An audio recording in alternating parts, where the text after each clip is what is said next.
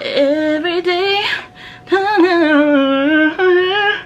It's all I'm gonna daily get. Wow. Oh, I did not eat that up, unfortunately. Just keep blowing that. Oh, wow. Let me turn this game down because that was embarrassing. Hey, y'all. Quick little disclaimer, guys. This was actually supposed to be a Patreon video, my very first Patreon video for the Patreon that I was considering making. I have since gone back on that thought, and I no longer think I will be making a Patreon, at least right now, because I don't know if I can commit to it. So instead, I'm posting this on YouTube. So every time I say Patreon, just know I mean YouTube. Okay? Okay. Welcome to my YouTube channel, everyone. I'm so excited for you to be here with me. So for the first video, we are going to be talking about all the books I read in 2024. I read 44 books this year. I'm reading my 45th book this year. I didn't start reading seriously until like July. So all these books that I've read are from July onwards. So that's why it's probably not a lot. I feel like some people would think that's a lot, and the people who read a lot are probably like, girl, that's nothing compared to like a lot of the other book girlies.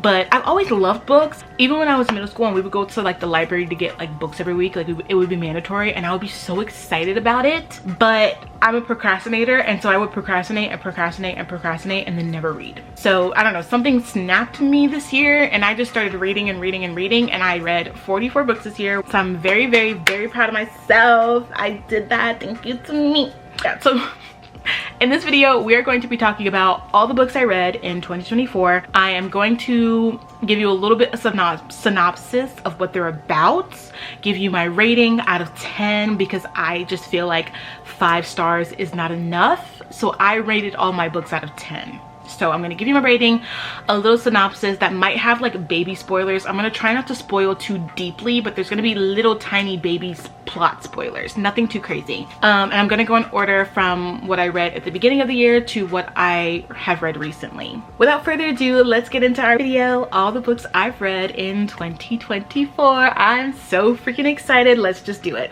So starting this video off, we are going to be talking about The Perfect Marriage by Geneva Rose. Now, if you have me on my ASMR channel, which a lot of you are probably coming from, you know that we were doing this book on there. I was reading this book on my ASMR channel as like reading videos, and I liked, like, they were fun, but I don't think it's my niche on there. And obviously, like, I'm not mad about that. Like, I have people that I watch for certain things, and people watch me for certain things, and people are not coming to my channel to watch me read. Like, let's be real, I'm aware. So no one watched them, and honestly they're kind of a little bit of a hassle to edit too sometimes. So I was just like, girl, wrap it up. So it's about a successful defense attorney she's successful, she's a partner at her firm, she's doing her big one, and she's married to this man who is a writer who's kind of like a one-hit wonder. You know, he had like a really good book, and then after that he hasn't been able to like meet that success. The running joke of writers who never write. She's really successful, she makes all the money, she's a partner, and he's kind of flopping. He's in his flop era, unfortunately, fortunately. And so what does a man do when he feels inferior to his wife who's doing her big one? You guessed it, he cheats. He has an affair with this woman at the lake house, or I think it's like a lake house, something like that, that his wife literally bought him with her money. Like, how are you gonna cheat on your wife but then cheat in the house that she bought you? Like, how are you gonna fumble your bat? Like, anyway. And the next morning, after a long night of cheating, the mistress is found dead in the lake house bed that they own. So obviously he gets arrested because he's suspect number 1, and it's up to his defense attorney, successful ass wife, to defend her cheating husband because she is the best person for the job in the area. This is a murder mystery because obviously they have to figure out who killed the mistress in order to get her husband off. So she's literally like trying to defend her husband, but also trying to figure out who actually killed the mistress. I gave this book a 7.5 out of 10. I did enjoy it. Like, I was really hooked on this book, but I think the end was rushed. Like, it wasn't super predictable. Like, throughout the whole book I was like, okay, who the freak is it? Like, I thought I knew who it was. When you like pick up the book, you're like, oh, it's this person, and then as you're reading the book you're like, is it this person? It's not this person. And then you find out who it is, and it's like, oh, they dragged it until like the last like 2 chapters, and in the last 2 chapters they like gave you all of this information about what happened. And I was like, okay, we could have you could have told us this like 5 chapters before and then spaced, like it just felt a little bit rushed at the end. And I was like, I liked it, I guess, but I didn't like it. And then the person who did it ended up having like this villain monologue. I don't like when there's like a whole villain monologue and you didn't set this person up to be a villain, because now it's giving Disney, this is so unserious. Also, there's a couple of plot holes that they just never answer. Like certain husbands just go missing, and you know, certain affairs are being had, and there's just stuff that's happening and I'm like, okay, what about that though? Like, okay, we know who killed her, but like, what about that? So that's why I gave it a 7.5. But it was a good read. I like enjoyed it. I was hooked on it. The chapters are not that long, so if you're someone that struggles with reading, the short chapters will help you like feel accomplished. But yeah, I liked it. It just wish the ending could have been better, is my only pet peeve with this. Moving on. All right, you guys, my next 3 reads for the year were the ACOTAR series. These 3 books in the ACOTAR series: A Court of Thorns and Roses, A Court of Mist and Fury, and A Court of Wings and Ruin by Sarah J. Maas. I feel like the book girlies and the book boys, what are we calling the boys? Girl, I don't know. The people who read, I feel like everybody has read this book. Okay, I came across this book because I was watching a Stephanie Sue video where she was talking about this book, and I watched a video where she talked about the entire first book, and I was like, oh my god, I kind of want to read that, even though you literally just told me the whole plot.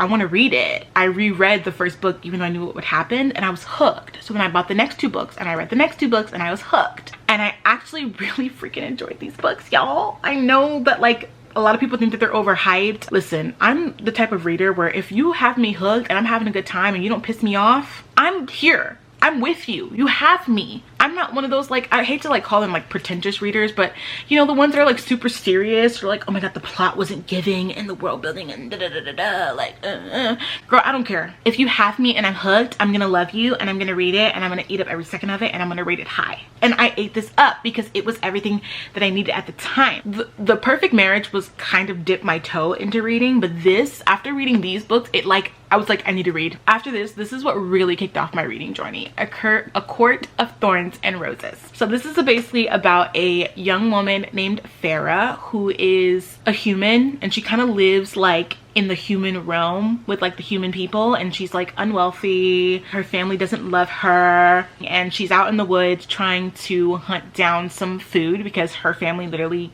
don't have money to eat and they're gonna starve. So she sees the wolf, she kills the wolf. The wolf ends up being a fae, and she like knows she fucked up because girl, you just kill the wolf. But she's like, fuck it, I'm gonna take this thing home and I'm going to eat her, because you know, we gotta eat, we gotta survive. Next thing she knows, a fairy comes busting down the door and it's like, girl, you just broke some laws, you gotta come with me, you know, you gotta face consequences, you just broke some laws, girl. Like, you can't just go around killing fairies. So basically she ends up living in the fairy world, and she falls in love with some fairies and some stuff is happening, and yeah, there's a curse involved, but it is really freaking interesting. Okay, it's really freaking interesting, and I definitely think that you should read it. Don't listen to the people who think that the book is trash. Judge for yourself. I gave the first book in this series an 8.5 because the first half of the book kind of mid, a little bit boring. There's moments where I was like, okay, I'm really feeling this, but for the most part, the first half of the book wasn't really feeling. But then when she went under the mountain, if you know, you know.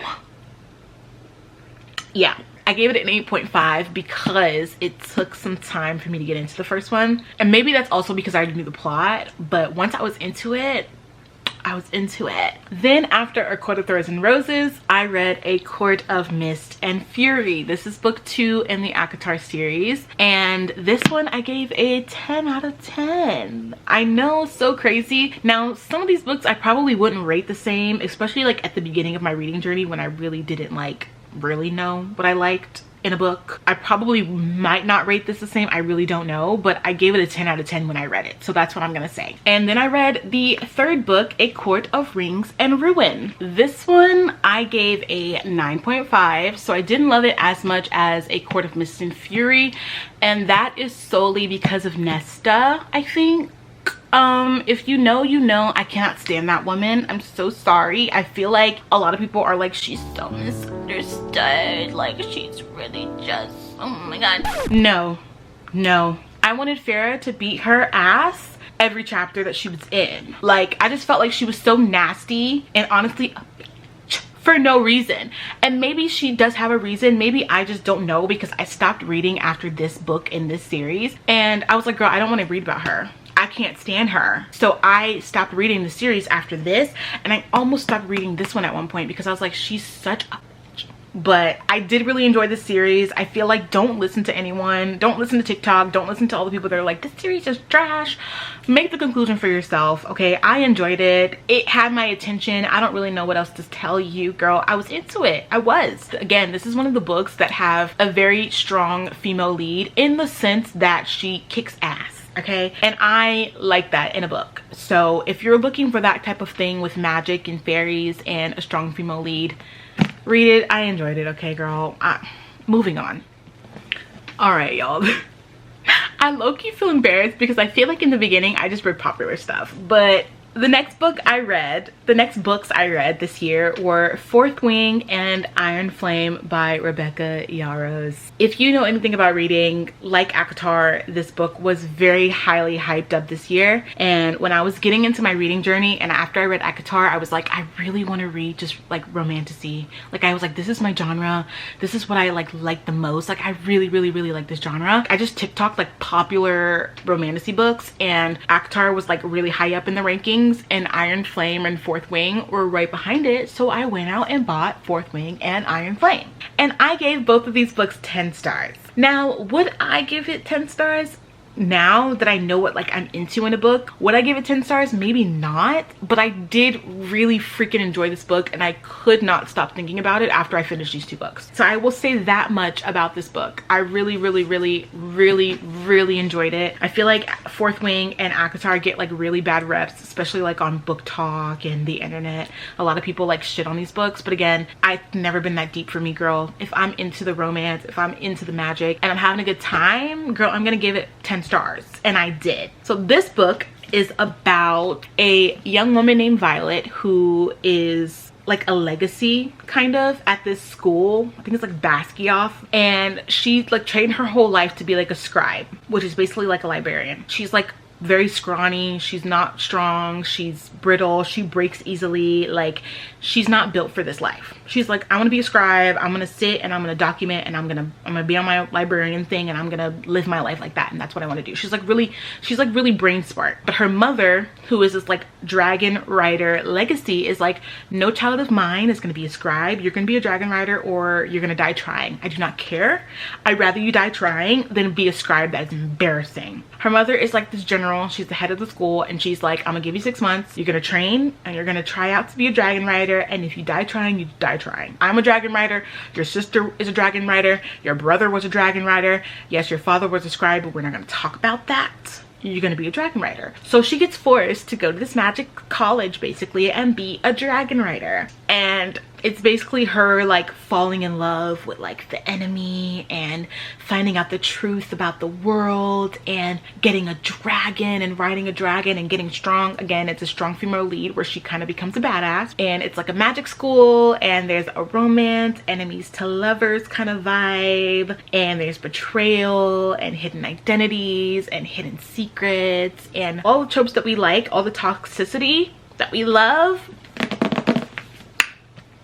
This is what we have. When I tell you I ate this up, I ate this up. I was so freaking sad when this book was done. Again, make your own conclusions. You know, I'm not going to tell you that everybody else is wrong and I'm right, but I did really enjoy this book. So make your own conclusions. Don't listen to the internet. Don't let everyone make you feel like these books are trash. They're really not, especially if you're like new to reading and you just want some like romance, like fantasy fun vibes. Girl, just read it. It's good. All right, moving on. Next books. All right, y'all, so the next book I don't have anymore, which already is not a good sign. But the next book I read this year was The Cruel Prince by, I think it's by Holly Black. I could be wrong about that. I'm gonna put a picture on the screen because I don't have the book anymore. But I gave this book a 3.5 out of 10 stars. I really did not like this book. Now, I went back and forth on whether I was gonna read this book because the majority of people on TikTok did not like this book. Like every video that I looked up, it was either they absolutely hated it, and then every now and then I'd get like a, oh my god, this is my favorite series. Oh my god, I love this book so much. And so I was like, okay, I don't think I'm gonna read this because I feel like majority of people don't like this book. Like everybody hates this book, so I'm not gonna read it. But then I got one specific comment that was like, oh my god, I love this series so much. Like it gets so good. I was like, you know what? I'm gonna read it. I'm gonna give it a chance. I saw all the comments of people saying it's not a romance book. It's like a political fantasy with like side plot romance. And I was like, okay, don't focus on the romance because that's not what the forefront of the book is going to be about. Like I had it in my brain. I understood that everything was fine. I was reading the book. I was reading the book. I was reading the book. I kept reading the book. I kept telling myself, okay, get past like the first bit and it's gonna get good. Get past the first bit, like get past the first couple chapters, get past the first 10 chapters, get past the first 100 pages. It's gonna get good. It's gonna get good. It's gonna get good. 2 days in, I realized I'm on chapter 20. The book has 29 chapters. It never got good. Right. Okay, so that was a waste of my time. If you ask me what this book is about, I'm not gonna lie, I don't even really know. Nothing happened. Literally nothing happened in the fucking book. Literally. I feel like some people are gonna be really upset because I feel like the people who love this book love this book. But girl, I don't even know. Okay, it's basically about these humans who end up living, these like twin girls who are humans who end up living in the fairy world because one of their sisters is like half fairy. So they end up living in the fairy world and like getting adopted by the half fairy sister's father, who is a fairy, and he like takes all the girls and he like makes them live in the fairy world. And one of the twins, I think her name is Jude, she like wants to be strong and like powerful in this fairy world, and she like wants to fight. She's like a badass. And the other twin is like the princessy one. It's basically, I think, about Jude basically trying to like gain power in this fairy world.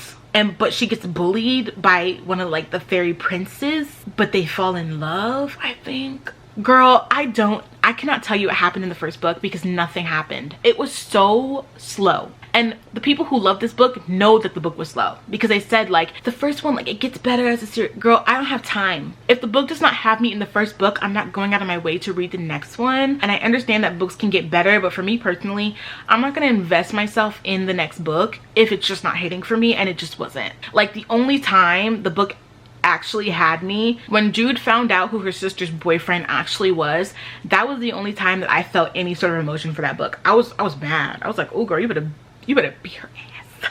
Nothing happened in the book. I can understand why people would like this book if the series gets good, but for me, girl, it just was so slow. And like I said, I kept telling myself it's gonna get good, just keep reading. And then like I said, I was on chapter 20 and there's only 29 chapters of the book. The book was over and I was just over it at that point. So unfortunately, not for me. Gave it 3.5 stars, but again, make your own conclusions and maybe you'll like it. Moving on. All right, you guys, so the next books I read this year were The Serpent and the Wings of Night and The Ashes and the Star-Cursed King by Carissa Broadbent. I think I said that right. I gave these books a 9 out of 10 and a 7 out of 10. I enjoyed these, specifically this one. I think this one drags a little bit, but this one, I was actually really into it. A lot of people who recommend this book say it's like a vampire twist on like Hunger Games. I don't really get the vibes. I understand why they say Hunger Games, but girl, I think Hunger Games is a little bit of a stretch. This book is about a young woman named Aurea who is a human in a world that is ruled by vampires, and she's an orphan. She's like in the ruins of this town that was like demolished, and the vampire king, I think his name is Vincent.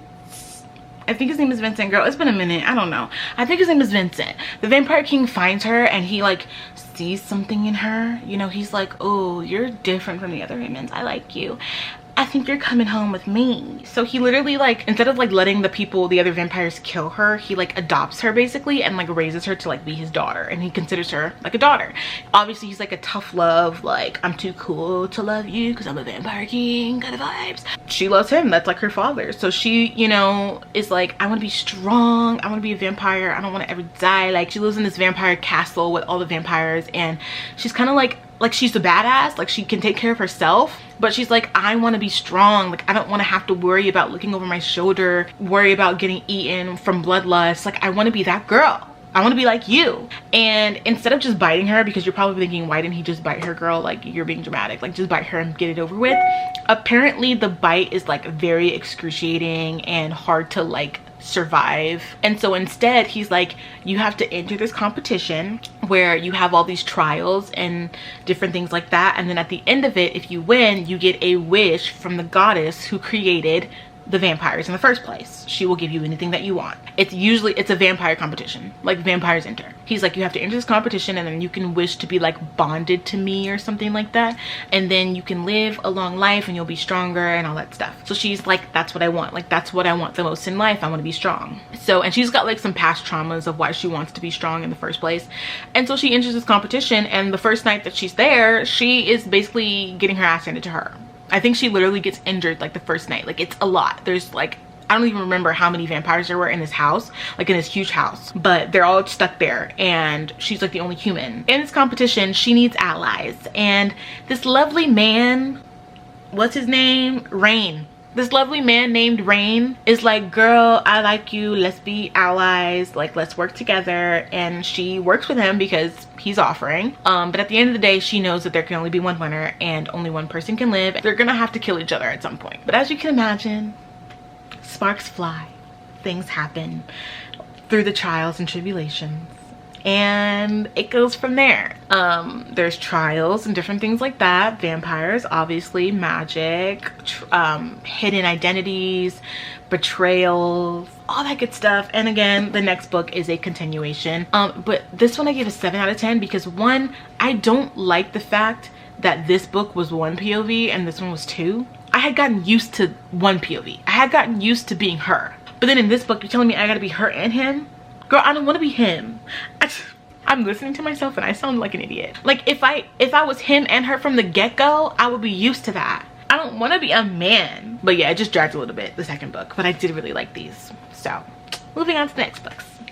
All right, y'all, as you can see, I was on my romantasy kick. I had found a genre that I really liked and it was sparking my interest in reading, so I kept buying those books. Like I said, I literally just typed into TikTok popular romantasy books and I kept seeing From Blood and Ash. I kept seeing that book, and this was another series that had mixed reviews. Like I feel like with The Cruel Prince, the reviews were the reviews are mostly negative. These were very like 50-50. Either people loved them or they hated them, or they liked the first couple of books but they didn't like the second couple of books. I pushed the series off for a little bit because I was like, these are like, the reviews are too mixed, like I don't know. But then at one point I saw a review that was like, girl, just read it, like it's good. So I bought it. I bought the first book, which is From Blood and Ash by Jennifer L. Armentrout. And okay, let's get to the nitty-gritty. Well, first of all, I read the entire series, which the second book is A Kingdom of Flesh and Fire, and then The Crown of Gilded Bones, The War of Two Queens, and then A Soul of Ash and Blood. So this series is about a young woman. Her name is Poppy, and she is what they call a maiden in this book. It's kind of like, think like a nun. Like she's supposed to be like the key to their survival and the key to like their thriving world and success or whatever.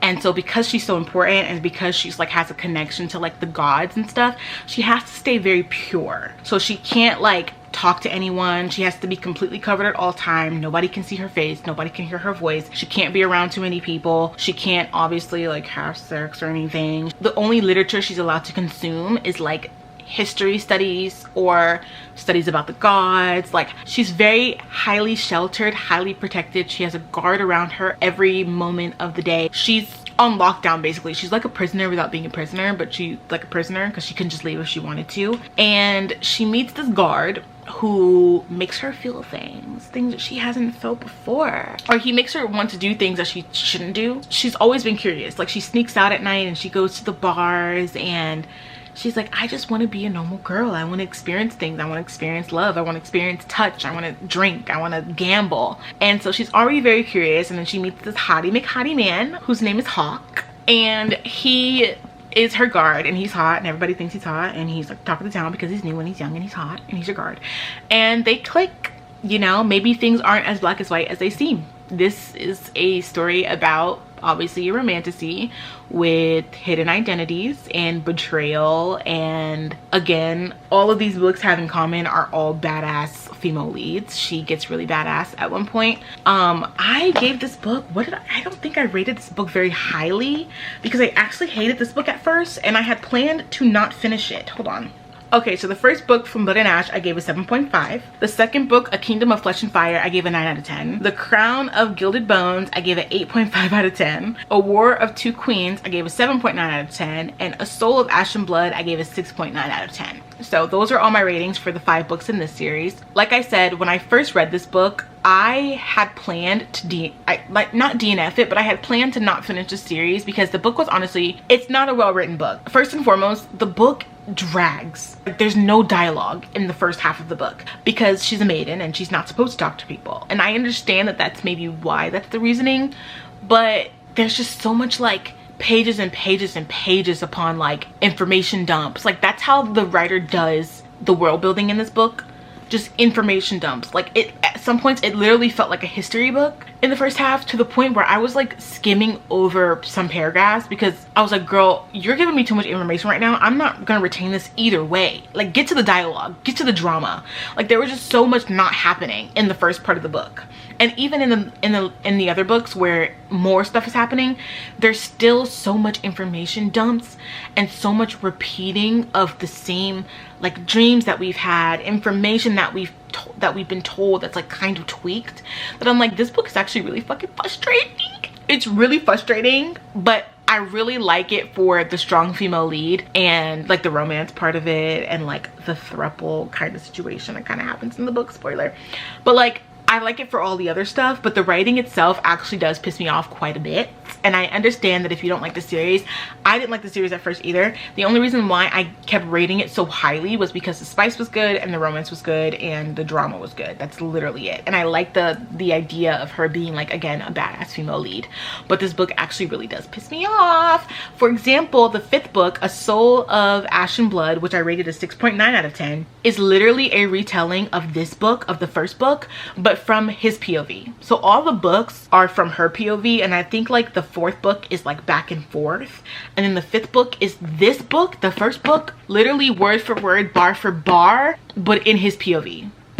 And it's like 500 pages. Why did you need to do that? Why did you need to retell me the entire first book just with his POV? Mind you, there are a couple of added scenes of like things that he was doing when he wasn't with her, and then there's like present day scenes, but the present day scenes are literally him being like, because he's like talking to her, like she's like unconscious and he has to like tell her their love story. He has to talk to her to like keep her sane, so he's like telling her their love story. The present day chapters are mainly him being like, God, I was so scared that day, let's get back into the story. Like, it's like nothing happening besides the same stuff. Literally, you guys, bar for bar, word for word. It was so pointless. I was like, girl, that could have been a little 300-page novella and you could have kept it pushing. The series actually pissed me off a lot, but I like the romance, and that's why I rated it so highly. If I reread this right now, again, knowing what I like in a book, I probably would rate all of these books a lot lower, but I had a good time, so I can't even be mad about it. Moving on.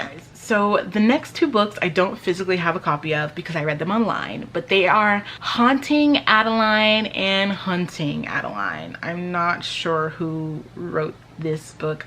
There will be pictures on the screen. I was, as you could see, in my romantasy era, and after reading the From Blood and Ash series, like I said, there was so much information dump as their way of world building that I was like, I'm kind of tired of like having to go through textbook, because you know, when you have romantasy, you have to build the world. There's so much going on in romantasy books. You have to, in fantasy books, you have to build the world, and I was like, I don't want to have to build any more worlds. Like, I'm kind of tired of building worlds. I just want to be in like a present day moment and not have to be in medieval times. So I was like, let me just read like a romance book. And at the time I was like, I don't know if I'm gonna be interested in just a plain old romance book, so I was like, let me try dark romance. So I looked up dark romance online, and the books that came up the most was Haunting Adeline. So I purchased it online and I read Haunting Adeline.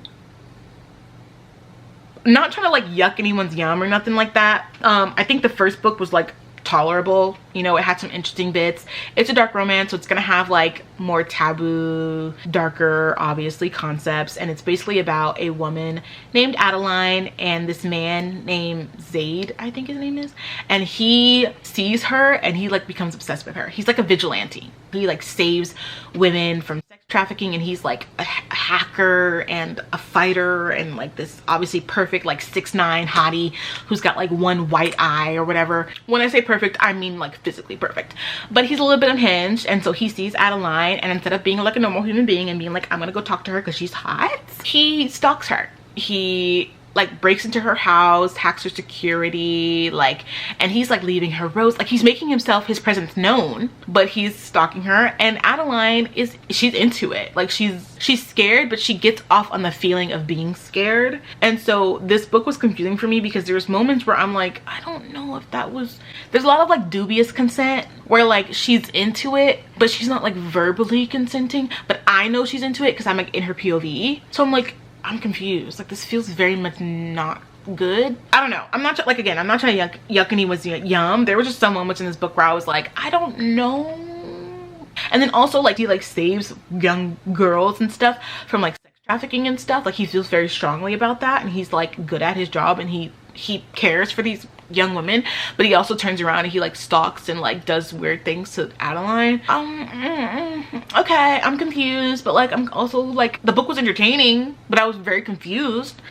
Then I moved on to Hunting Adeline, and I was like, oh, this is dark romance, girl. This is dark. I feel like I need to explain. Hunting Adeline is about, in the end of the first book, Adeline gets kidnapped by like, she gets kidnapped and she gets trafficked. So the first half of the book is her being basically trafficked and him trying to find her, like him trying to save her, like doing what he does best in like saving trafficked women, except it's his now girlfriend. You guys, the first half of the book is horrific. There's essay, like full-blown essay on page from beginning to end of the essay. Like the whole thing is talked about multiple times, and it's really freaking traumatic to the point where I was reading the book, it was just not like healthy, I think. And I think that if you really want to read this book, which if this was something that would trigger you, I don't recommend you read this book. But if you really do want to read this book and it might trigger you, honestly, you can really just skip the first half of the book. The book is in 2 parts. So it's, the first part is when she's held captive and he's trying to find her, and then the second part is when she's home and, you know, her trying to get revenge and her like dealing with being back in society or whatever, or having her normal life. And you can really just skip to the second part. Like this book, honestly, I probably would give it like a 3 out of 10 just because it was really horrific. Again, not trying to yuck anyone's yum. I'm not trying to say who can and can't read certain things, but I was like, I could have done without that personally. So do with that what you will. Moving on. After reading the dark romance, I was like, I might need to take a break from dark romance. So I picked up 5 Brothers by Penelope Douglas. I actually found this book, a lot of these books, well, not a lot of these books, but I found this book, I think from Haley Jean. I was watching like a book haul or something, and she talked about this book, and when she read the synopsis of the book, I was like, girl, that sounds messy boots. I want to read her. So I bought it. So this book is basically about, girl, I don't remember anybody's names, but this book is basically about a girl who is dating this guy who has 4 other brothers. And, you know, she's like think like Beverly Hills versus like the swamps is like how it's like set up. So she's like from Beverly Hills, and the guy that she's dating is a part of the swamps, and he's a Jaeger brother.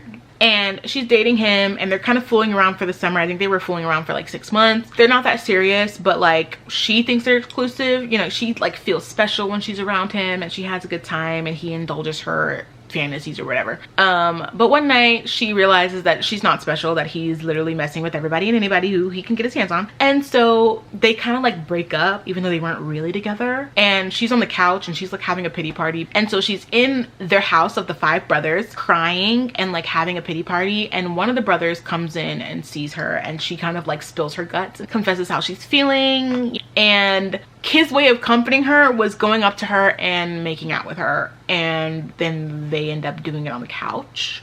But it's dark and she has no idea who it is. the only reason she knows it's one of the brothers is because they all wear this like very distinct bracelet, and she felt the bracelet on his arm, but she didn't see his face, and she has no idea who it is, which brother it is. So the book progresses with her trying to figure out which brother she banged on the couch, but also she ends up having relations with 4 of the 5 brothers.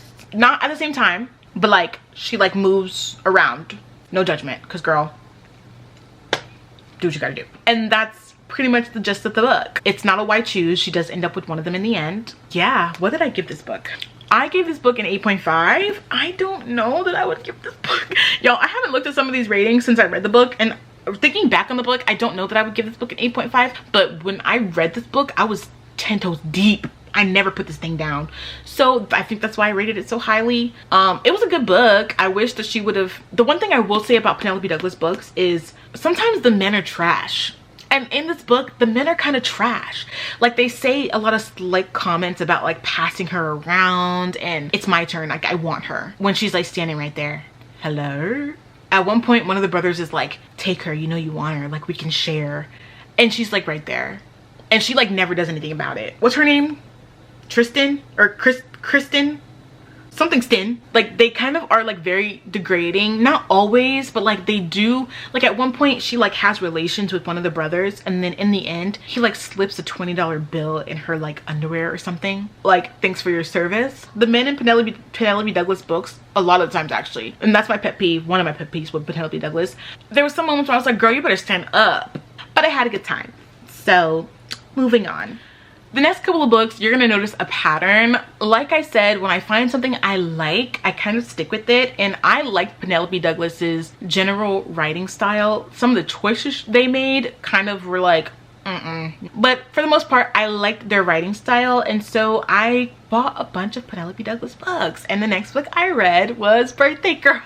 I feel like we know this book. I feel like we know this book. I gave this book a 9 out of 10. A lot of my ratings are really generous. Like, am I soft? Probably. This book is about a woman named Jordan who's dating her boyfriend who sucks. And, you know, she's at work. She gets off like an hour or 2 early. It's her birthday. And she calls her boyfriend and she's like trying to tell him like, hey, I need you to pick me up. Like, I got off early. And he's not answering. And so she's like, all right, I'm just gonna go to the movies, watch a movie. And then by the time the movie ends, it'll be the actual time I was supposed to get off and he should be here. And so she goes, she watches the movie. She ends up sitting next to this older man and he's hot, and they are like having this fun banter. They're having a good time. They're like kind of flirting, kind of not, like just kind of hanging out. They're vibing, they match well. And at the end of the movie, she realizes that that man is her boyfriend's dad, and her boyfriend didn't show up because her boyfriend got arrested. And the boyfriend got arrested because he trashed their apartment that they live in. And so now she has to live with her boyfriend and her boyfriend's dad, who she has this chemistry with. And you can imagine how that goes. I think this is probably my favorite Penelope Douglas books because it's just not that serious. It's not that serious. It's not that deep. There's like drama. There's taboo-ness. There's sneaking around. Like, it's just a good time. Honestly, I stand by this rating. What that says about me, I don't know. Moving on. All right, the next book I bought was Twisted Love by Anna Huang. I do not have this book anymore, but I gave this book a 6.5 out of 10. Honestly, thinking about it, I probably would lower that to like a 5.5. What is this book about? It's basically about this woman whose brother is like very protective, and he's like moving away to another country for some program that they don't never explain.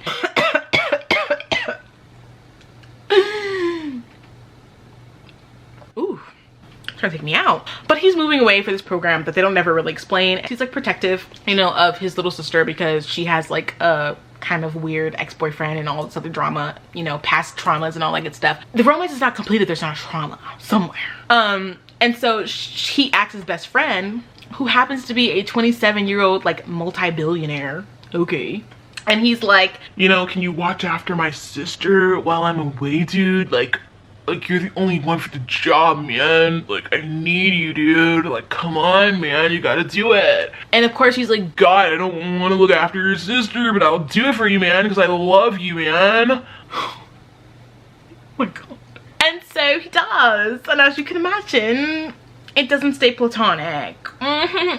There's also like side dramas and traumas and girl, and he's unhinged. He's like low-key kind of stalker vibes, like kind of crazy, because of course that's hot in books. I actually mean that. It is hot in books, unfortunately. And I gave this book such a low rating because the book moved like this. There was plot twist, but there was no setup for the plot twist. So when the plot twist happened, there was multiple times when I was reading this book where I verbally said to myself, I verbally said out loud multiple times, what? Wait, what is happening? Like, the book is so fast-paced and not in a good way. I don't mind a fast-paced book. Get to the point. Get to the point. But not at the expense of me understanding what the hell is going on. I was lost. Somewhere towards the end, it like turned into a whole ass fucking action series, and I was like, girl, when did we get here? All of a sudden there was like a villain and people were getting held hostage. And I was like, girl, what is going on? He's supposed to be like this like anti-love, like when I have sex, I don't want to look at you while I do it, dog style all the way, excuse my French. And all of a sudden they do it one time and he's like, girl, I love you, you're my girlfriend, I don't care. Girl, what? That is not his character. His character is anti-relationship. You will never, like, he's trying to fight it, every fiber in his being, and all of a sudden he's just down to be like, it just wasn't done well. I'm so sorry, Anna Huang. I give Anna Huang another chance later on and we'll talk about it, but I just don't think that their writing is for me. Moving on. All right. After reading Twisted Love, I went back to Penelope Douglas because, like I said, I liked their writing style. It's just some of the choices that they make that kind of piss me off. So I read Credence. I was in the mood to do like something a little bit darker, but after Haunting Adeline, I was a little bit traumatized. So I was like, let me just start off with like something a little bit taboo, like dip my foot in like that genre. And so when I looked up taboo romances, this is a popular one on the interweb, and so I read it.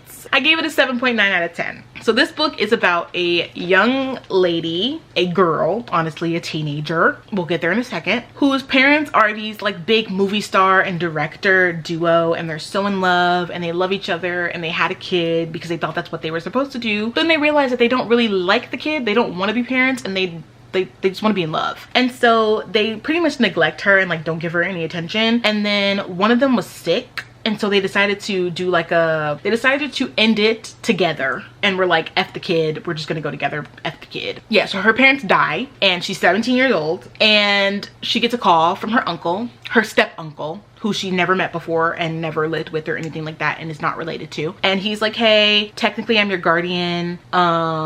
There's room for you here if you want to come. You don't have to, but technically I'm your guardian. I don't want anything from you. I don't need your money, nothing like that. If you want to come, you can. If you don't, that's fine too. I don't really care. I didn't like your parents. I don't know you. I don't know them. But if you want to come, you can. Saw you online. You look kind of sad, girl. And she, you know, everyone is like looking for a piece of her story, and so she's like, I want to get away. So she decides to go live with her step uncle and his two sons, her step cousins, in the woods. And she ends up smashing all three of them.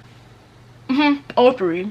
Yeah. Now, the part that I have a problem with this book is not that she smashed her step cousins and her step uncle, because they're not related. And she didn't grow up with them. She doesn't know them. She never met them. They're nobody to her. So I'm not even really that mad about that part. Like, I know a lot of people, the taboo part of this book is supposed to be that they're her cousins technically and her uncle. But the part of this book that I was really pissed off about, not pissed off, but the part of this book I didn't like is because in the beginning of the book, she's 17. Her step uncle's like 30, like 9 or something, around that age. And then her two cousins are like 20 and 21. There's not full intercourse until she turns 18, but there's like makeouts and things happening while she's still 17. And I'm like, and even then, that one little year of age difference is not much. Like, not much changed mentally in that one little, like, and not even like a year, literally like a couple weeks. Her birthday was like 5 weeks or something into the book. I felt like it was very unnecessary, and this is a problem that I've had with, I think, Penelope Douglas books, where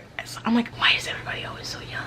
They try and trick you and make you think that she needed to be 17 because, like, oh, like, the reason why he called her is because he's her guardian. She has to be 17 because he needs to be her guardian. That doesn't even make sense, because he wasn't forcing her. The courts weren't forcing her. Nobody was saying you have to go live there because you're 17. Nobody was making her do it. He gave her an option and she made the choice. So then why does she need to be 17? She could have been like 20, and he could have called her and been like, hey, you look sad. If you ever want to get away, a courteous call. Sorry for your loss. Like, it didn't have to be, oh, I'm your guardian, you have to come here. Because that wasn't the case. She didn't have to. Nobody was making her. She was just 17 just cuz. I don't know. That part of the book I was like, I just didn't like that part. But the whole like cousin thing, uncle thing, I was fine with that. I just wish she was a little bit older, that's all. Moving on. Alright, the next book I read was Corrupt by, again, Penelope Douglas. As you can see, again, I was on a Penelope Douglas kick. And I read Corrupt, which is the first book in the Devil's Night series, I think it's called. I gave this book a 6 out of 10. My eye is twitching, just thinking about it. This book pissed me off so badly, I wanted to chuck it across the room. This book is about four men. There's Michael and some other ones. And they are like the town jerks. They basically torment the town. They're wealthy, they're privileged. They torment the town like this is one night a year where they just go around causing havoc and they do whatever they want and they're assholes. And one year something happens and they get like sent to jail or whatever. And they blame Erica for it. And so they get out of jail and they basically make her life a living hell. Literally, they're trying to ruin her life. And when I say ruin her life, I mean burn her house down, steal her trust fund, kidnap her mom, ruin her life. No exaggeration. It kind of goes back and forth between like the night that everything happened that got them arrested in the first place and then present day, which that already pissed me off because why are we going in the past every 5 seconds? Mind you, when they go in the past, the chapters are interesting. When they're in the present, the chapters are also interesting, but this constant back and forth is actually pissing me off. I hate that. I hate when there's so much like time periods jumping. I hate that so much.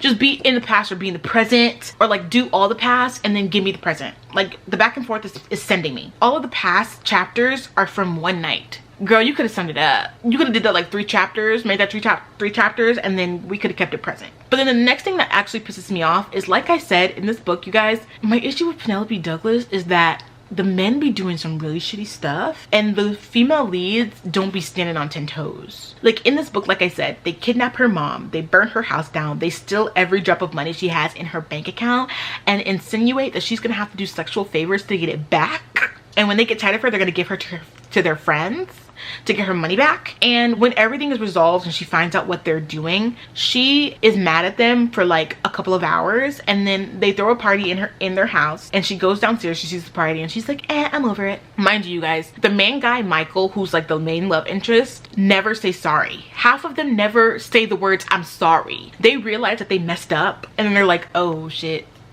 well, we messed up, damn. He doesn't actually say like, oh, I'm sorry girl, I messed up girl, take me back.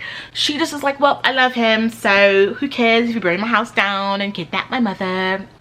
Girl, what? Girl, if you don't stand up, you're embarrassing us. Like, this man literally stole your entire trust fund, burned down your house, kidnapped your mom, and you gave him a threesome?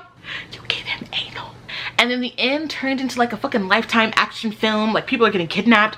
I already told you I hate that. And there's a whole evil monologue. Girl, what? Girl, wrap it up.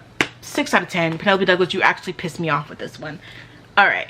So the next book I read was Does It Hurt by H.D. Carlton. So when I first like saw this book in the store, I believe I was in like Barnes & Noble, and I saw this book in the store and I was like, H.D., like where have I seen the name before? And then I looked it up and I was like, oh, this is the person who wrote Haunting Adeline. Again, I like the writing style of Haunting Adeline, I just didn't like what the book was about. And so I was like, you know what, I'm gonna give this a chance, like why not? I actually really like this book, y'all. I know you're gonna probably be judged me, but I really had a good time. Like, I didn't know what to say. Like, I gave this book a 9 out of 10. I'm shocked just reading that. I don't know if I would still rate it that, but that's what I gave it at the time because I had a good time. I'm not even mad about it. This book is about a woman who is on the run, and to stay on the run, she like basically steals identities from like men. She like sleeps with them, men who have like names that could be like men and women names, like Jaden. And she sleeps with them, she steals like their bank account information, and she kind of like uses their cards, rack up like debt, not too much of debt, but like couple $1,000s here and there of men that can afford to have the debt. And then she like, that's how she's on the run, because she's running from like the FBI or whatever, she's wanted. And so she meets this man and they sleep together and she steals his information, and she's like kind of bummed about it because she actually did like him, but she gotta do what she gotta do because, you know, she's on the run. And he is a little bit unhinged and he's like, I'm gonna get her back. Like, you're not about to steal mine. He like finds out quickly and he's like, absolutely not. I'm going to get her back and she's gonna pay for this. He sees her the next day, or a couple days later, I don't know, and he's like, come on the boat with me, like let's go on this boat, let's have a good time, like I had a good time with you, like let's do it again. And she's like, oh, I shouldn't do, because I literally am like stealing this man's identity, but like I had a good time too and I actually kind of liked him. So they go on the boat, he punishes her in a very weird way, not gonna get into that, and then they shipwreck because he didn't check the weather forecast before they like went on the boat, and so they shipwreck and they're stranded on this island with this random man. Yeah, so they end up stranded on this island with this random old man who's like, it's like a lighthouse and the island is like kind of small. He's like, yeah, you know, I'm gonna be getting a shipment in like a month, but until then, like no one's coming out here, the radios don't work, I'm out of batteries, whatever. So they're basically stranded on this island. They hate each other and they're forced to like live in the same room because he only has one spare room, so like forced to share a room, and they get weird vibes from this man. It's like kind of thriller, dark romance. Girl, I don't know what is this drama, girl, I don't know, but I had a good time. Like, is everybody a little bit rough around the edges? Yes, but like I was into it. Like, you know, every now and then you just want to like, you just want to, I don't know what you want, but I was into this and I am ashamed of it. I am, but I was into it and I can't do anything about it. Like, let's just move on. Don't look at me. All right, you guys, next I went back to Penelope Douglas. I feel like I can't escape them. They're everywhere. And I read Bully and I actually enjoyed this book. Like, I don't know, for some reason I thought that I wouldn't, but I did. I had a good time. It's like, it's a small book, as you can see. It was a nice little read. Like, I was enthralled. It had me. And so for that reason, I gave it a 7.9 out of 10. So this book is basically about a woman named Tate who's best friends with a boy named Jared. Girl, I be forgetting. She's best friends with this boy named Jared, and you know, they're childhood besties. They like live right next to each other, literally right next to each other. And one summer he comes back home from like a summer with his dad and he hates her to the point where he becomes her bully. He like makes her high school experience traumatic. He's the reason that she has all this anxiety, like social anxiety and stuff, and he's the reason like she doesn't have any friends. He's the reason that she like doesn't date, because he like makes sure that he like spreads rumors about her, and like he just makes her life a living hell. You know, she ends up going abroad for a year to like get away and all this stuff, and then when she comes back she's like, you know what, F him, I'm living my life, I don't care, I'm not gonna let you dictate like this is my senior year, like I want to live, I want to have a normal experience as a senior. And so she comes back and she's like, I'm not letting this dude walk all over me ever again, and she fights back and she instigates and all this stuff, and it goes from there. As you can imagine, there's sparks flying. Is it juvenile? Yes. Is it kind of dumb? Yes. Did I have a really good fucking time? Yeah, I did, unfortunately. What does that say about me? I don't know. But it was fun. I liked it. I gave it a 7.9 and I stand by that rating. I liked it. I don't know. Moving on.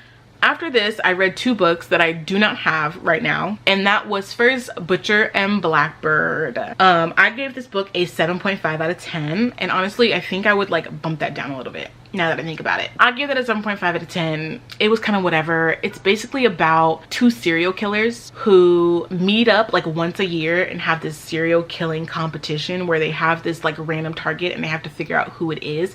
They're serial killers who only kill serial killers, and they have this random target who's a serial killer that they have to kill, but they don't know who it is, so they have to figure it out, and the first person that kills that serial killer wins. And it's like an annual thing. And so the book is basically like them meeting up once a year, finding the target, killing the target, texting in between that time frame, falling in love, having this romance. There's drama at the end, obviously.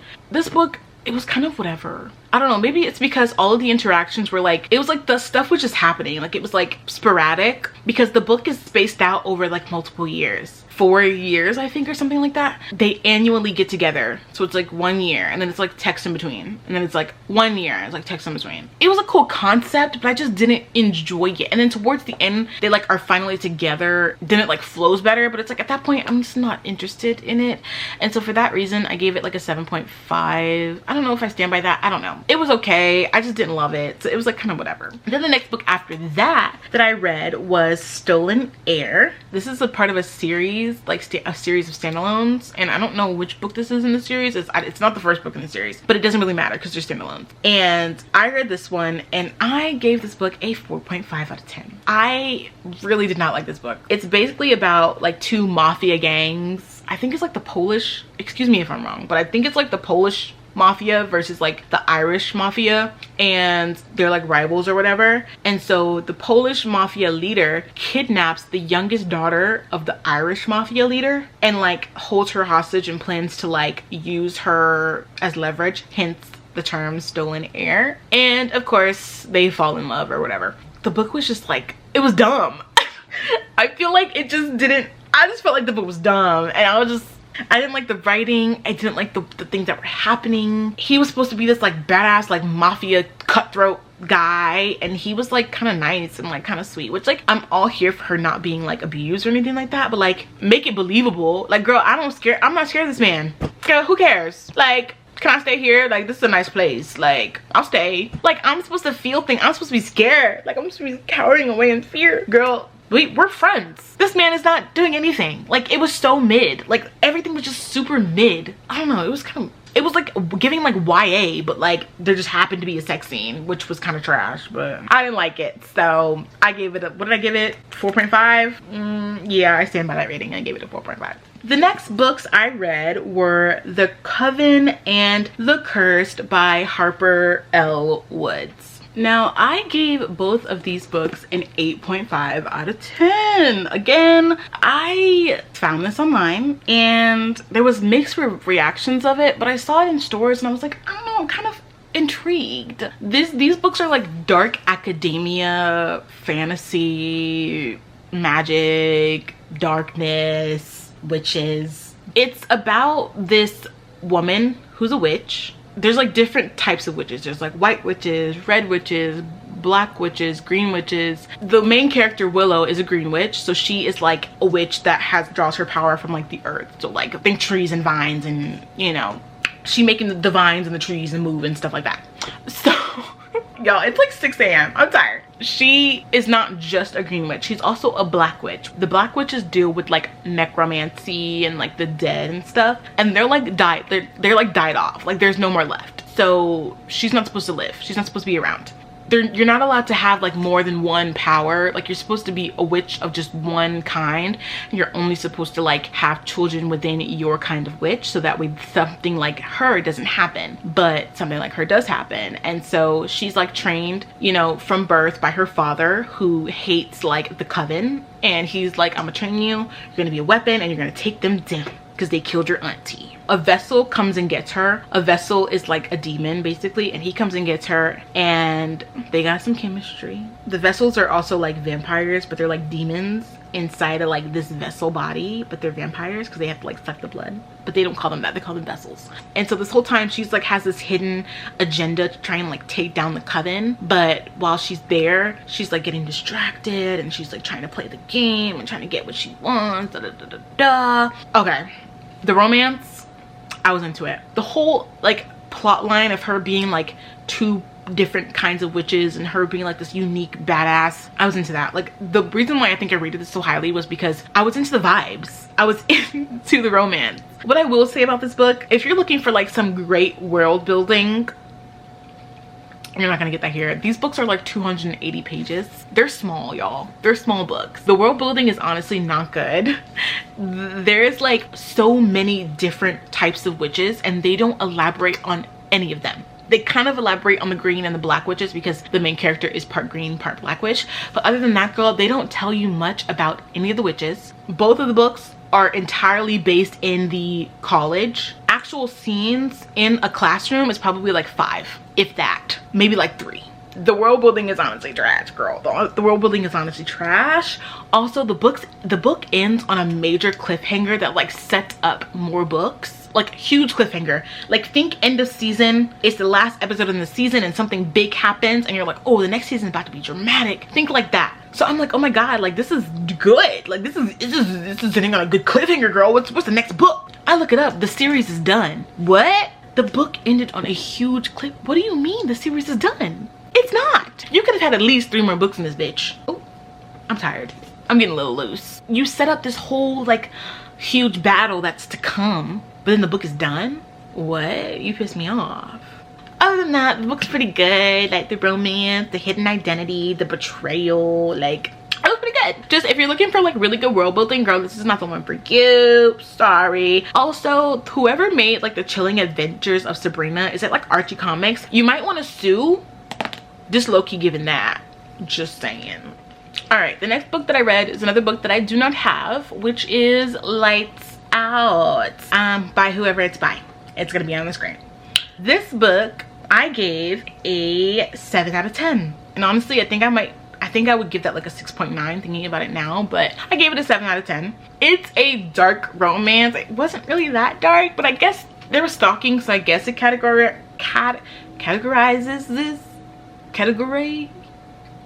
I guess it's a dark romance. It's basically about this woman, don't ask me her name, I don't remember, who is a nurse, and she's like a trauma nurse. She like works long hours, and in her free time she likes to watch thirst traps of like men in masks who like look dangerous and like douse themselves in like face, like the thirst traps that you would see on TikTok that like make you want to cringe, but she's like into it. She has this particular influencer who has like millions of subscribers and get millions of views, and he's so hot, but you can't see his face because he has a mask on, and he like wields a knife. The influencer turns out to be the guy that she was sleeping with roommate. So the guy that she was sleeping with roommate is the influencer, and he knows her, and she leaves a comment on one of his posts, and he's like, I know her, that's my roommate's ex hookup. They're not hooking up anymore, but they were.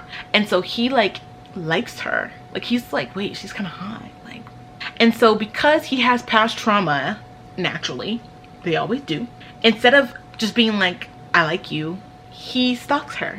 So yeah, she leaves a comment under one of his posts, and she's like I wish I would come home, something like along the lines of like, I wish I would come home and find him waiting for me, or something like that.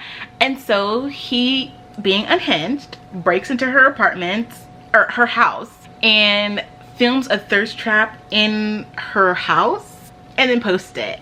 And she's like, wait, is that my bed? Wait, that's my bed. Wait, no. It just looks like my room, right? But then he leaves something for her. And she's like, wait, he filmed in my... Oh. I'm kind of into it. And that's pretty much the gist. Like, it's the whole first half of the book is like him breaking into her house, breaking into her car, driving her home, kind of being kind of sweet, but also kind of being kind of creepy because he's like breaking into her house. And then her being like, I'm kind of into it, but also don't mess with me, like I have weapons, you know, trying to act like she's not into it, but she's into it. And also her trying to figure out who he is because he won't take off the mask. Eventually she figures it out and he takes off the mask. And then there's like a side plot at the end.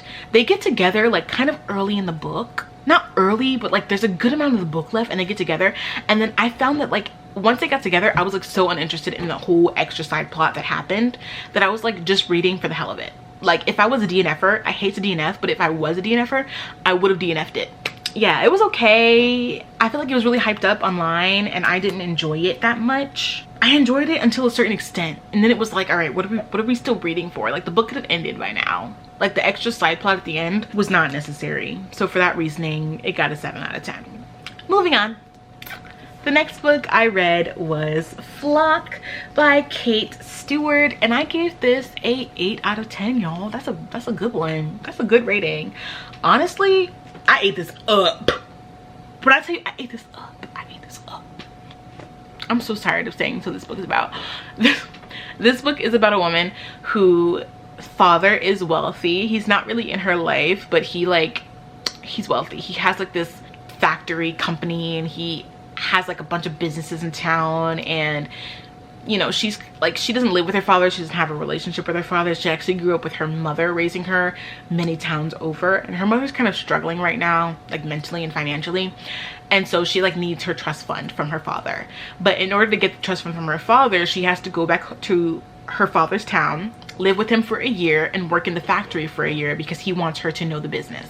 And so she does that. She goes and she lives with her father for a year, and as soon as she lives there, she meets a man named Sean, and he's like, you're hot, you want to come to my house? Like, I'm having a get together.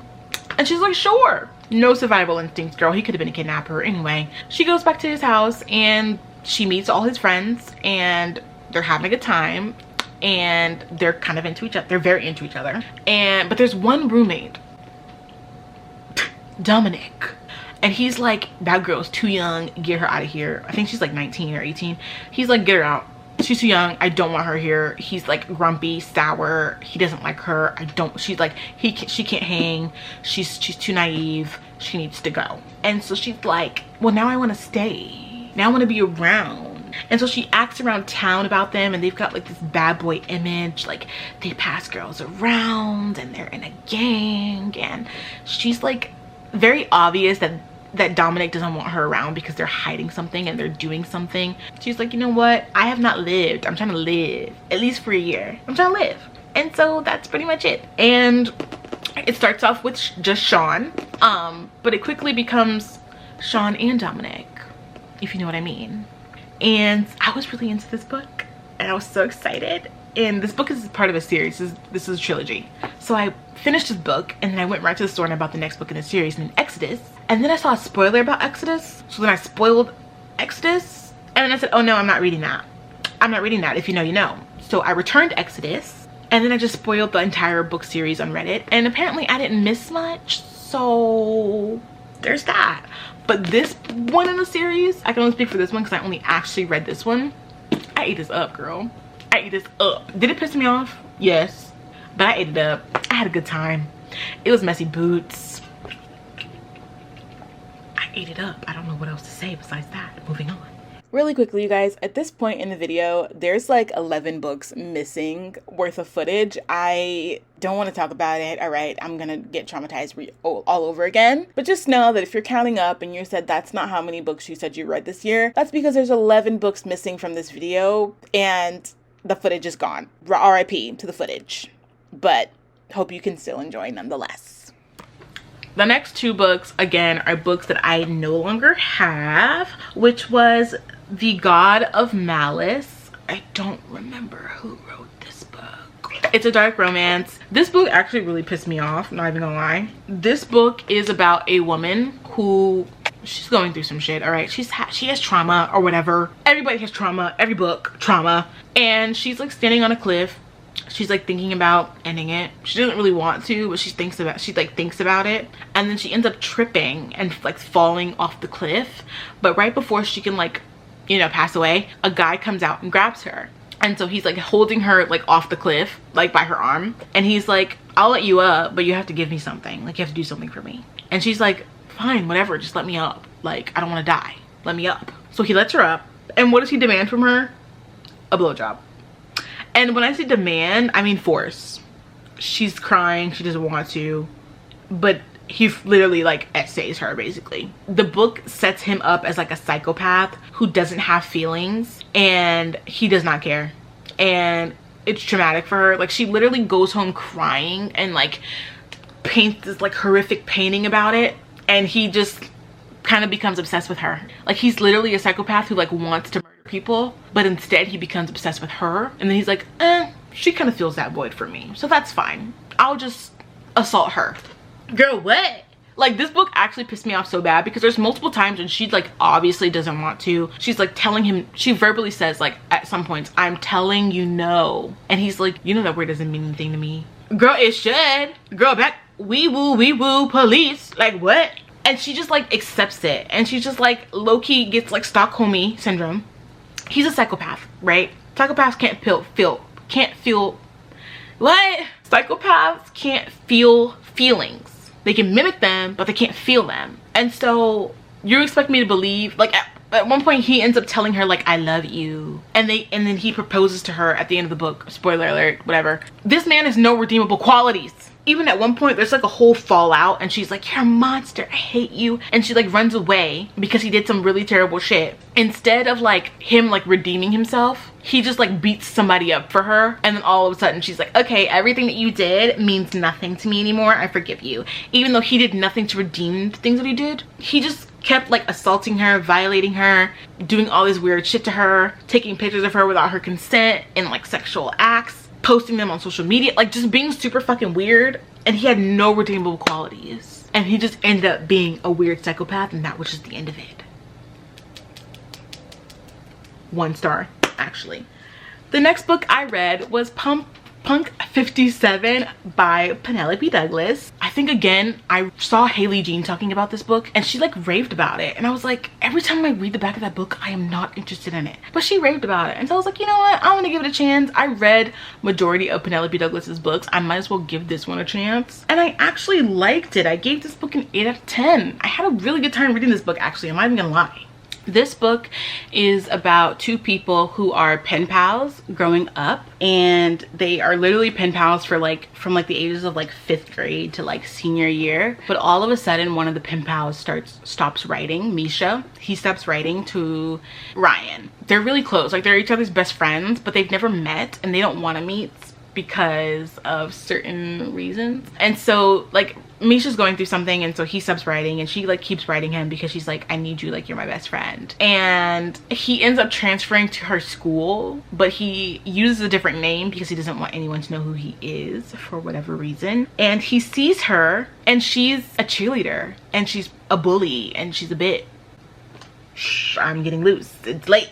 And she's, you know, mean, and she's a cheerleader and she's not nice and she's nothing like she's in her letters. Like in her letters she's like down to earth and she's cool. In real life she's this perfect cheerleader who's a bitch and a bully, and he kind of hates her, has like this resentment towards her, and so he's kind of a dick to her back. And it's basically like this hidden identity of like them kind of finding each other and being attracted to each other in the real world while still having this like secret of them being pen pals between them. And it sounds like not that interesting, but it was actually really dynamic, and I really enjoyed this book more so than I thought I was going to. So like, Penelope Douglas, you did that one little thing. I'm just kidding, you did other things, but like I actually like this one.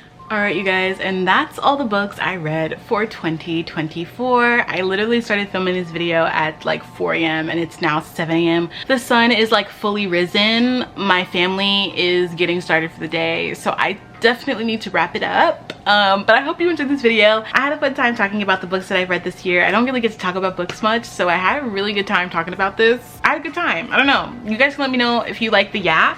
But yeah, I gotta go to bed. I think I'm getting a little bit delirious. I'm gonna go. I love you, all of you. I hope you enjoy, and I'll see all of you in my next one. Bye.